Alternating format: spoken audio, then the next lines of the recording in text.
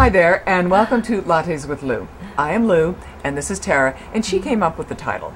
And the reason for it is that there's many times that when I do presentations, when I speak with people, that I learn phenomenal information over lattes.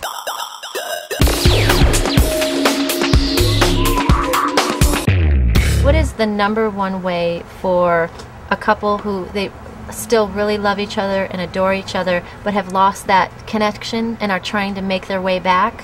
What's the #1 thing that you can guide them to do?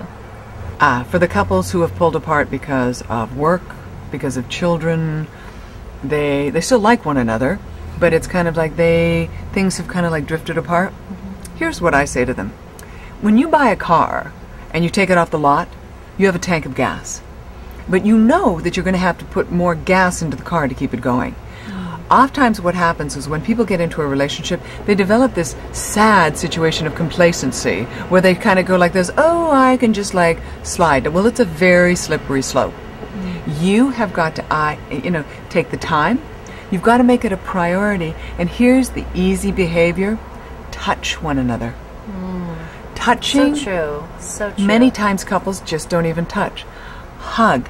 And when I say to women, hug, I don't mean as I call it the little, polite 2-point shoulder hug where you go like, and that there's no breasts involved. Yeah. I'm talking about hug. So he feels your body or your partner feels your body. And those are the things, those are the baby steps to get things to reconnect. And also, take some time for you. No one's going to make your relationship work but you. These are the things that I refer to as the common sense steps of relationships and sexuality.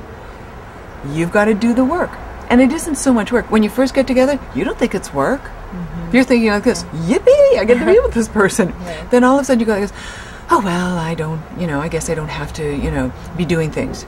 Now here's what happens too.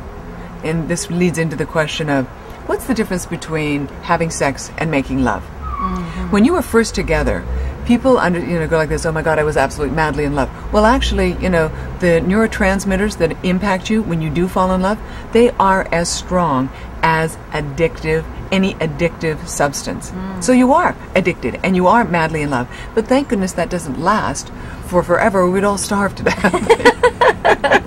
That's the truth. But what it does do is it has you connect on that sexual intimacy wow level. And then what happens is you go through an evolvement where it is then making love on a connecting, more stable basis. Many people worry like, oh God, the passion's gone, I've got to go find it again. When what they haven't realized is the relationship has matured to a point where you then have the stability that has that growth factor. Okay? Now, if the only thing you really want is that like, oh, I must have that passion, great, go have it again. But you're going to keep having that same thing. Some people only want that. That's their quest in life. Thank you very much for being with us for our Lattes with Lou segment. And if any of our, comments or conversations have sparked things for you, do not hesitate to email to office@loupadgett.com and say, from Lattes at Lou question, and they'll be sent directly to me.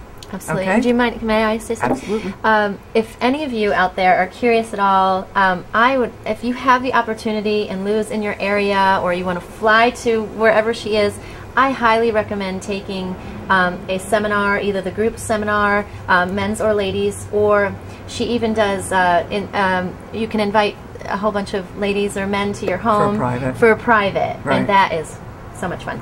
And I highly recommend it. It's changed my life. And thank you for being so candid, open, and honest with the questions I had and presenting it, once again, in such a way where I don't feel bad about myself. I feel enlightened, empowered, and uplifted. Once again, as always. So thank you. You are welcome. And thank you for being here. Of course. Okay. Until our next Lattes with Lou, take care. Be well.